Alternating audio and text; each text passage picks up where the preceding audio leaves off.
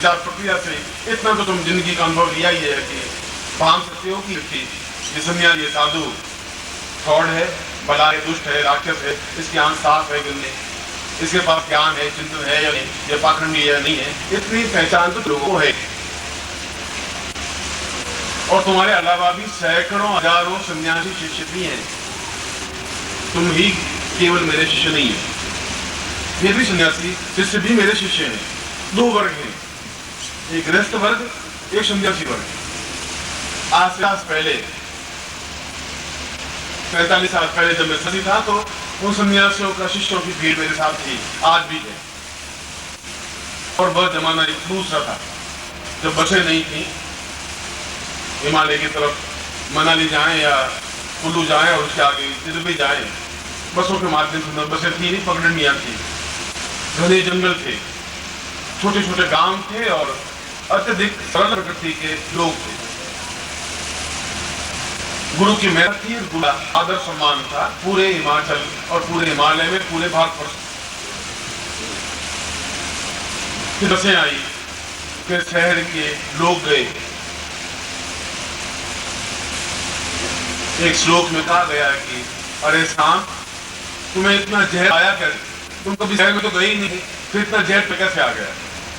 और गांव वाला शहर में चला जाए, दिल्ली में तो वापिस पूरा जहरी बन करके आता ही है, तो नई बात हुई। और वो बेचारा नहीं आ पाया तो शहर के लोग बसों में भर भर के चले गए वहां, और उन गांव के लोगों को जहरीला बना दिया, शक्की बना दिया, भ्रम पैदा कर दिया। उस समय उनसे सम्मान होता था, उन गुरुओं का सम्मान होता था, उनको भोजन करवाया जाता, उनको वस्त्र दिया जाता था, तो अपने आप में सम्मान के साथ उनकी सेवा सत्कार होता था उस पूरे हिमालय के अंचलों में, पूरे वर्ष में। आज वो जमाना नहीं, आज वह रेस्पेक्ट भी नहीं गुरु का, और ये रेस्पेक्ट खोने का कारण गुरु खुद है, उन लोगों का दोष कम है। आज उन लोगों के मन में भी छल, झूठ, कपट, उन हिमाचल के, हिमालय के नहीं, पूरे भारतवर्ष के लोगों के मन में इसलिए बन गया है कि ये सही भी है कि नहीं। अब मेरे पास उन शिष्यों का पालन पोषण करना मेरा फर्ज था। विश्वामित्र का कर्तव्य था कि राम और लक्ष्मण और जितने 2000, 3000, 5000 सुबह शाम का भोजन और वस्त्र विश्वामित्र ही देते थे, वे कमा करके नहीं लाते शिष्य। राम ने कमा करके विश्वामित्र को नहीं दिया, निकल पर कि ये लो और मेरे पास, ऐसा नहीं दिया। 10 में 5 पैसे भी थी। छानीपन आसमन भी कृष्ण को लकड़ियां काट के सुदामा के साथ जाते, जंगल की लकड़ियां काट के लाते, गाय घास लाते और शाम को भोजन करते, गुरु के साथ रहते। उन सन्यासी हजारों, 1000, 5000, 8000, 12-15 शिष्यों का पोषण करना मेरा धर्म था, सत्य था। और जिस हम जाते वे उनका पालन पोषण करते थे। और आज जब युग बदल गया है, शिष्य तो मेरे हैं ही, बेटे तो मेरे हैं ही। मैं ऐसा तो कह नहीं सकता तुम अपने कर्म पूरे तुम्हारे, मैं तो अदूर को जाके बैठ गया हूं, मैं तुम्हारे जीवन का जिम्मेवार नहीं, ऐसा तो मैं कह नहीं सकता।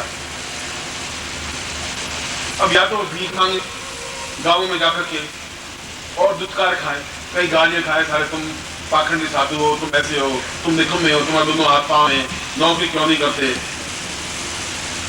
या तो ऐसा करें या फिर अपने उसी ऊंचाई से साथ बैठ करके साधना करें। दो ही रास्ते मेरे पास बचे थे। तो मैं उनको भिखारी कि जाओ आटा मांगो, दुत्कारे खाओ और फिर साधना करो, तो युग बदल गया। या मैं उनको कहूं कि मैं आज भी तुम्हारा गुरु हूं और मेरी ड्यूटी है कि मैं तुम्हारा भरण पोषण करूं। और दूसरा रास्ता शिष्य मर्यादा के लिए जरूरी, मैं उनको भिखारी नहीं बनाना चाहता था। मेरा शिष्य भिखारी कहलाए ये मेरे लिए गवारा नहीं था, उचित नहीं था। मैं उनको कहूं तुम भीख मांग कुर्ता पहनो, मेरे लिए संभव नहीं था, आज भी संभव नहीं। और दूसरे रास्ते के लिए फिर मुझे विकल्प तरीका अपनाना पड़ा कि मैं गृह शिष्यों को कहूं कि आप दीक्षा लें और राशि जमा करें, तो धनराशि उन शिष्यों के पास पहुंच उनका भरण पोषण कर सके और भिखारी नहीं बने। ये धर्म मेरा कर्तव्य है। तुम्हारे धन से निर्माण नहीं होना है, हमारी दीक्षाओं के धन के माध्यम से। तुम्हारे धन से बच्चों को पालन पोषण नहीं करना है। अपने हिम्मत हौसला होगा तो रोटी कमा के खा लेंगे, और नहीं होगा तो अगर कपूत होंगे, अगर मेरे पास ऐसा होगा तो उड़ा देंगे, सपूत होंगे तो अपना आके खा लेंगे। मैं इस बात की चिंता करता भी नहीं, मैं जिंदगी में चिंता की भी नहीं। मगर मैं नहीं चाहता उनको भिखारी बनाऊं, उनको दुत्कारे खिलाऊं, उनको कहूं तुम साधनाओं में उतनी ऊंचाई पे पहुंचो तुम। आज भी मैं तुम्हारे हर मोमेंट पर तुम्हें भोजन और कपड़ा व्यवस्था करूंगा ही। और मैं तुमसे भी भीख मांग सकता था। आम दो, जिंदगी में हाथ फंसावा ही नहीं। यही रास्ता अपनाना पड़ा कि मैं तुम्हें दीक्षा दूं और तुम धनराशि जो जमा कराओ मैं उन लोगों के पास पहुंचा सकूं। ईश्वर की है, तुम्हारा धन का एक पैसा भी मैंने अपनी जिंदगी में उपयोग नहीं किया।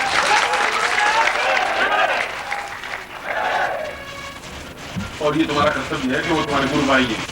और यदि तुम चाहो तो मैं दीक्षा देना शुरू कर दूंगा, उनको भिखारी बना दूंगा, मुझे तो कोई आपत्ति नहीं है, मुझे बात में संकोच नहीं है। तो मेरी जिंदगी भर उनको आन और बान के साथ खड़े रखा है, तो जीवन के अंतिम सांस तक भी मैं उसी आमान उनको जीवित और सार्थक और समर्थ, जिससे कि वो भी अपने शिष्यों को उसी आन मान को सिखा सकें, समझा सकें, चेतना दे सकें। और आपको भी उस प्रकार के लिए तैयार करता हूं कि आप में त्याग करने की प्रवृत्ति हो सके, और जो त्याग करता है बहुत ऊंच होता है। बिरला यहाँ आ जाए तो आप उनके चरण छुए नहीं, छुए को दूर नहीं आती, खड़े रहेंगे तो खड़े रहेंगे, यहाँ बैठ जाएंगे, ज्यादा से ज्यादा एक आदमी उनको फूलों की माला पहना देगा। मगर सन्यासी व्यक्ति यहाँ हो जाएगा तो आपके चरण झुक जाएंगे, क्योंकि छोड़ दिया है सब कुछ, केवल एक लंगोट पहनी है। छोड़ सकता है कि चरण में हजारों हजारों लोग झुक सकते। तुम छोड़ने की सामर्थ्य रखोगे तो कुछ प्राप्त करने की क्रिया रखोगे, और ये बहुत तुम्हारा एहसान है, ये तुम्हारी बड़ी सामर्थ्य है, तुम्हारी बहुत बड़ी चेतना है। उन सन्यासियों को तुम पूर्णमान बनाने के सहयोगी दे रहे हो, सहयोग बन सके हो। उनका आशीर्वाद भी तुम्हारे साथ है, मेरा आशीर्वाद तुम्हारे साथ है ही, ऐसा ही आशीर्वाद है।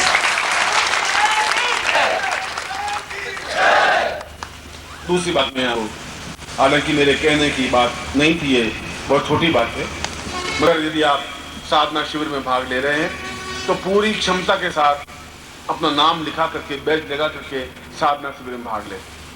मर्यादाओं का पालन करें और अपने जीवन के चिंतन को सत्य के किनारे पर खड़ा करें।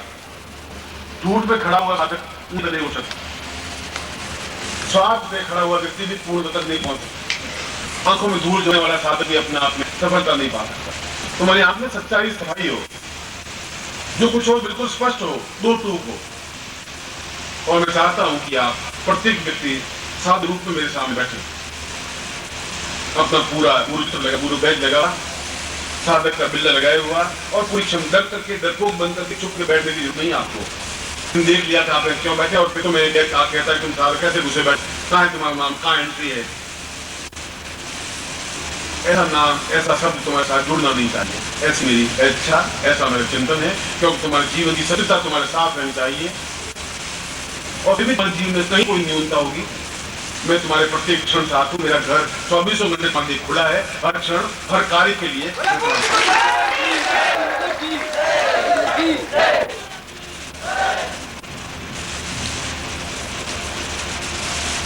बीच में उसने शिवा में कहा कि सिद्धाश्रम के लिए कुछ लोगों ने धनराशि की व्यवस्था की है।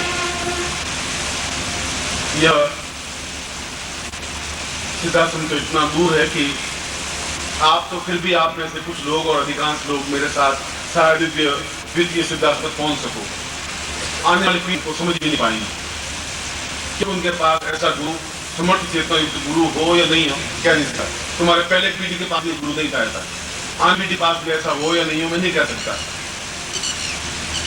उस समय कुछ ऐसा सिद्धाश्रम का निर्माण हो सके जो चैतन्य हो, जिस जमीन पर, भूभाग पर आपका किसी का पैर पड़े, पापी और राका पैर पड़े, तब भी एकदम उसके हृदय में हिलोर आए, आंखों में से आंसू बहने लग जाए, उसके पास गल जाए, ऐसा एक संस्था बनाना चाहता हूँ, सिद्धाश्रम का निर्माण करना चाहता हूँ। ये क्षमता है, केवल भूभाग को लेकर के मुझे कुछ बनने की जरूरत नहीं है।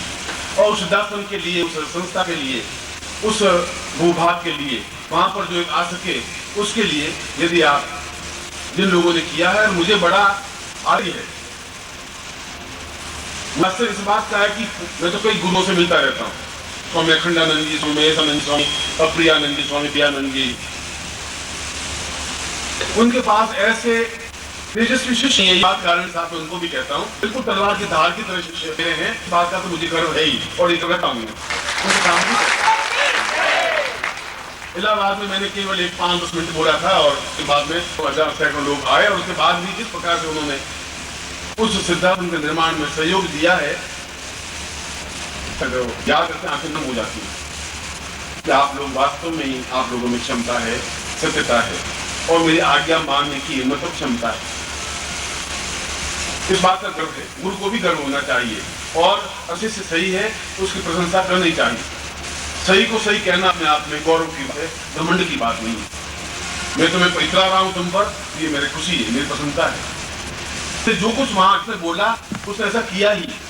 मैं जानता हूँ बड़ी मजबूरियां होती, बड़ी परेशानियां होती हैं, इस बात को मैं समझता हूँ, पर मैं ये भी चाहता हूँ तुम्हारे द्वारा ऐसा एक आश्रम बन जाए जिंदगी, आने वाली पीढ़ियां याद रख सके कि ये क्या आश्रम है जहाँ भगवती जगदम्बा साक्षात मुंह से बोल सके, ऐसा करवा सके। मंत्रों में ताकत होती है, केवल पूजा करने से नहीं, अंदर जाने से भी सरस्वती और जगदम्बा बोल सकती है, क्षमता हो सकती है। ऐसा ही मंदिर, ऐसा ही आश्रम, ऐसा ही चिंतन, और सब कुछ आपके प्रयत्नों पर ही संभव होगा। जो कुछ भी है यहाँ के जो गीता है या जो कुछ भी है उनके पास आप जमा करवाएं, नहीं करवाएं, दे नहीं दे, मतलब दूसरी बात। मैं तो आपको धन्यवाद दे रहा हूँ, जोड़ रहा हूँ, आपने जो कुछ कहा उससे गरीब नहीं बन गए आप, उससे निर्धन भी नहीं बने, भूखे भी नहीं बने, मगर क्या आप अंकित हो गया हमेशा के लिए आप करना, वो अक्षर के तुम्हारा नाम। उन अक्षरों को आने वाला समय मिल सकता कि उन लोगों का भी एक सहयोग था। जब राम ने रावण पर विजय करने के लिए लंका से चढ़ाई, नल और नील और सुग्रीव और हनुमान बड़े बड़े पत्थर लाके समुद्र में डालने शुरू किए, जिसे पुल बन जाए, पुल के ऊपर से होकर के लंका तक जा सके, जिससे कि पानी अलग हट जाए, पत्थर आ सके। एक छोटी सी गिलहरी, बिल्कुल छोटी सी गिलहरी नदी में कूदती और फिर बाहर आती किनारे पर, फिर अपने दुम को फड़फड़ाती और फिर वापस समुद्र में कूदती, फिर दुम को भिगोती, फिर बाके फड़फड़ाती। राम पांच उस गिलहरी को देखते रहे, फिर उसको पास बुलाया, उसने तुम क्या कर रही? उसने कहा महाराज मैं तो बहुत छोटी सी, मैं भी समुद्र का पानी बाहर बहाने के लिए पूंछ में पानी भिगोती हूँ, बाहर आकर पानी छिड़कती हूँ, जितना भी समुद्र कम हो सके मैं कोशिश कर रही हूँ, जितना भी समुद्र कम हो सके। और राम की 3 उंगलियां उस गिलहरी के ऊपर लगी हुई हैं आज भी, इस बात का प्रमाण है 3 उंगलियां। आप भी अपनी पूंछ में इतनी सामर्थ्य है उतना कर ही रहे हैं। गिलहरी का भी उतना ही योगदान है जितना मान का योगदान, न्यून नहीं हो सकता। मैं आपको एक बार मेरे हृदय के समीप आने के लिए, उस मनुष्यों के योगदान के लिए, उस है आपको मैं आशीर्वाद देता हूँ।